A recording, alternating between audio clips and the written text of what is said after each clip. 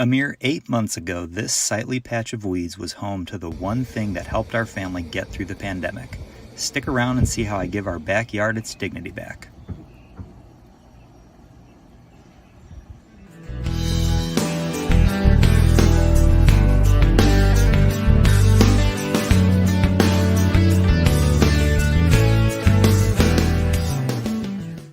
Last year, as the pandemic was taking shape, my brilliant wife had the idea to get an above-ground pool.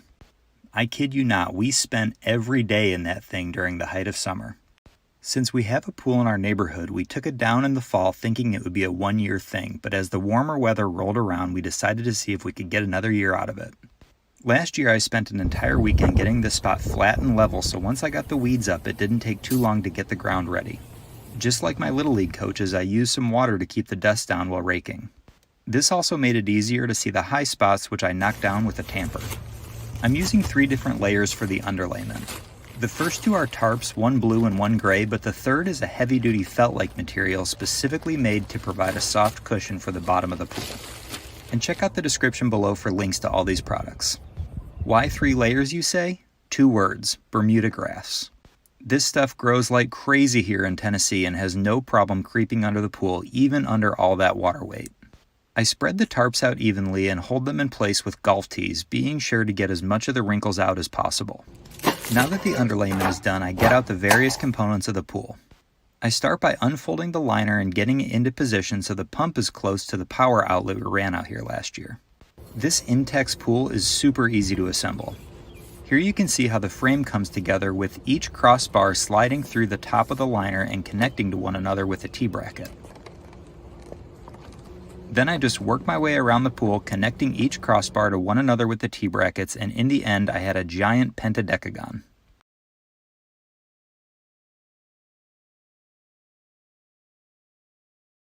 And now for the upright supports. You can see here that they have a wider base to stop them from sinking into the ground. Similar to the crossbars, I worked my way around the pool, being sure that each upright was inside the support strap. And just like that, it was time to start filling her up. Now the most important step in my opinion, and that's to carefully pull the wrinkles out of the bottom as the pool is filling up with water. The weight helps keep things in place, but it doesn't take much to make it too heavy to do this, so don't miss your window of time. I also adjust the uprights as needed because those will also soon be impossible to move.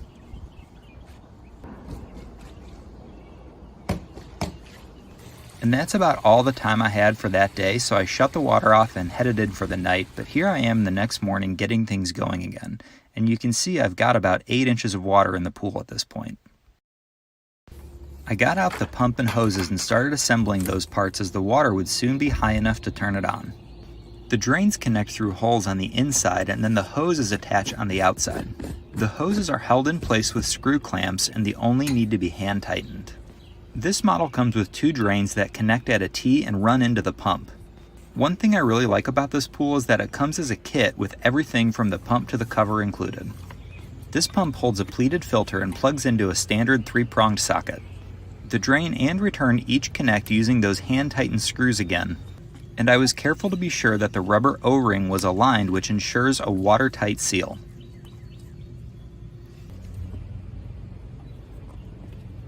The return then attaches the same way as the drain. The pump is primed by loosening a screw which releases the air and allows the canister to fill with water.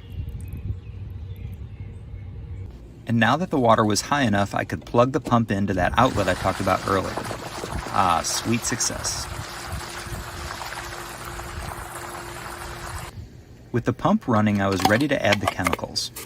Before we got a pool, this was the most intimidating part for me, but my local pool store was really helpful.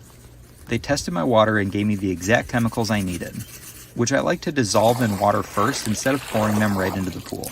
I'm not sure why, I just do.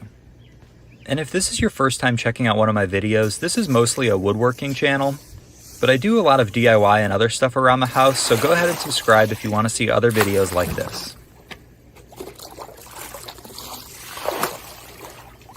Lastly, I'll add the ladder and we are ready for summer. Thank you all so much for watching.